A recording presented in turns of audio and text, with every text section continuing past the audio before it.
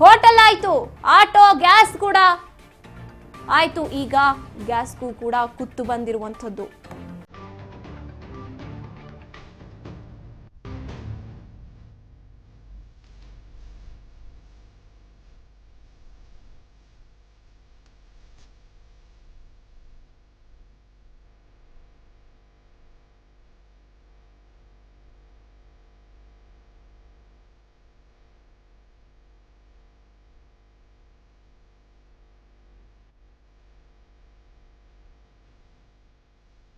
S, hotel ಆಯ್ತು, auto ಆಯ್ತು, ಈಗ ವಿದ್ಯಾರ್ಥಿಗಳ ಹಾಸ್ಟೆಲ್ಗೂ ಕೂಡ ಗ್ಯಾಸ್ ಕುತ್ತು ಬಂದಿರುವಂತದ್ದು. ಅಡುಗೆ ಮಾಡೋಕೆ ಗ್ಯಾಸ್ ಇಲ್ಲ, ಊಟನೂ ಕೂಡ ಸಿಗ್ತಾ ಇಲ್ಲ.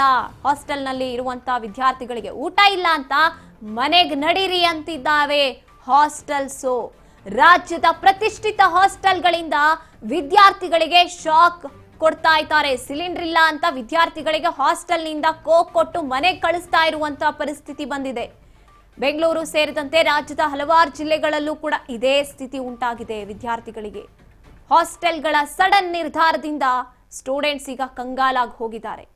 ವಿದ್ಯಾರ್ಥಿಗಳ ಬುಡಕ್ಕೂ ಕೂಡ ಈ ಸಂಕಷ್ಟ ತಂದಿಟ್ಟಿದೆ ಇರಾನ್ ಇಸ್ರೇಲ್ ಯುದ್ಧ.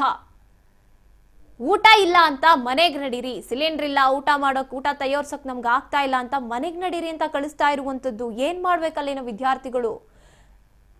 ಈಗ ಆಟೋ ಚಾಲಕರಿಗೆ ಸಮಸ್ಯೆ ಆಗ್ತಾ ಇತ್ತು ಅಂದ್ವಿ, ಅದಾಯ್ತು. ಹೋಟೆಲ್ ಮಾಲೀಕರಿಗೆ ಸಮಸ್ಯೆ ಆಗ್ತಿರೋದಾಯ್ತು. ಈಗ ಹಾಸ್ಟೆಲ್ನಲ್ಲಿ ಊಟಕ್ಕೆ ಅಥವಾ ಏನು ಅಲ್ಲಿ ಓದೋಕೆ ಅಂತ ಬಂದಿರ್ತಾರೆ ವಿದ್ಯಾರ್ಥಿಗಳು, ಈಗ ಮನೆಗೆ ನಡೀರಿ ಅಂತ ಇರುವಂಥದ್ದು. ಎಲ್ಲಿ ಹೋಗ್ಬೇಕು, ಏನ್ ಮಾಡ್ಬೇಕು ಅವರು ಮನೆಗೆ ಹೋಗಿ? ಅವ್ರ ಓದಿನ ಗತಿ ಏನು? ನಿಜಕ್ಕೂ ಕೂಡ ಇದು ಪ್ರತಿಯೊಬ್ಬರಿಗೂ ಕೂಡ ತಟ್ಟುತ್ತಾ ಇದೆ ಈ ಒಂದು ಬಿಸಿ, ಈ ಯುದ್ಧದ ಬಿಸಿ. ಹಾಸ್ಟೆಲ್ನಲ್ಲಿ ಅಡುಗೆ ಮಾಡೋದಕ್ಕೆ ಸಿಲಿಂಡರ್ ಇಲ್ಲ ಅನ್ನೋ ಕಾರಣಕ್ಕೆ ಅವ್ರನ್ನ ಮನೆಗೆ ಹೋಗಿ ಹಾಸ್ಟೆಲ್ನ ಖಾಲಿ ಮಾಡಿ ಅಂತ ಇದೆ ಪ್ರತಿಷ್ಠಿತ ಹಾಸ್ಟೆಲ್ಗಳು. ಬೆಂಗಳೂರು ಜೊತೆಗೆ ರಾಜ್ಯದ ಹಲವಾರು ಜಿಲ್ಲೆಗಳಲ್ಲಿ ಇರುವಂತ ಪ್ರತಿಷ್ಠಿತ ಹಾಸ್ಟೆಲ್ಗಳಲ್ಲಿ ಇಂಥ ಪರಿಸ್ಥಿತಿ ಬಂದಿರುವಂಥದ್ದು. ಇನ್ನ ಯುದ್ಧ ಆರಂಭ ಆಗಿ ಒಂದು ವಾರ, ಒಂದು 3-4 ದಿನ ಅಂದ್ರೆ 12ನೇ ದಿನ ಇವತ್ತು ಕಾಲಿಟ್ಟಿರುವಂಥದ್ದು. ಈಗಲೇ ಇಷ್ಟರ ಮಟ್ಟಿಗೆ ಅಂದ್ರೆ ಹಿಂಗೆ ಮುಂದುವರಿತಾ ಇದ್ರೆ ವಿದ್ಯಾರ್ಥಿಗಳು ಏನ್ ಮಾಡಬೇಕು? ಅವರ ವಿದ್ಯಾಭ್ಯಾಸದ ಗತಿ ಏನು?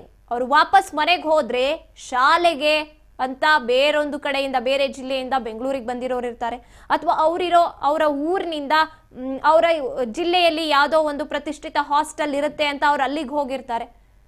ಯಾವ ರೀತಿ ವಿದ್ಯಾಭ್ಯಾಸ ಮಾಡಬೇಕು? ಯಾವ ರೀತಿ ಶಾಲೆಗೆ ಹೋಗುವಂತ ಪರಿಸ್ಥಿತಿ ಏನು ಅವರು? ಇಂಥ ಪರಿಸ್ಥಿತಿ ಈಗ ಹಾಸ್ಟೆಲ್ ವರೆಗೂ ಬಂದು ನಿಂತಿದೆ.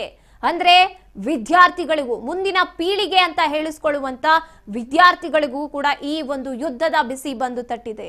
ಎಲ್ಲಿಗೆ ಹೋಗಿ ನಿಲ್ಲುತ್ತೆ ಈ ಪರಿಸ್ಥಿತಿ ಅಂತ ನಾವು ನಿಜಕ್ಕೂ ಕೂಡ ಊಹೆ ಮಾಡೋಕೆ ಸಾಧ್ಯ ಇಲ್ಲ. ಇವತ್ತು ನೀವು ಕೂಡ ಇದರಿಂದ ನಾವು ಪಾರಾಗ್ತೀವಿ ಅಂತ ಯಾವುದೇ ರೀತಿಯಾಗಿ ನಾವು ಆರಾಮಾಗಿರುವಂತ ಪರಿಸ್ಥಿತಿಯನ್ನ ಈ ಯುದ್ಧ ತಂದಿಡ್ತಾ ಇಲ್ಲ.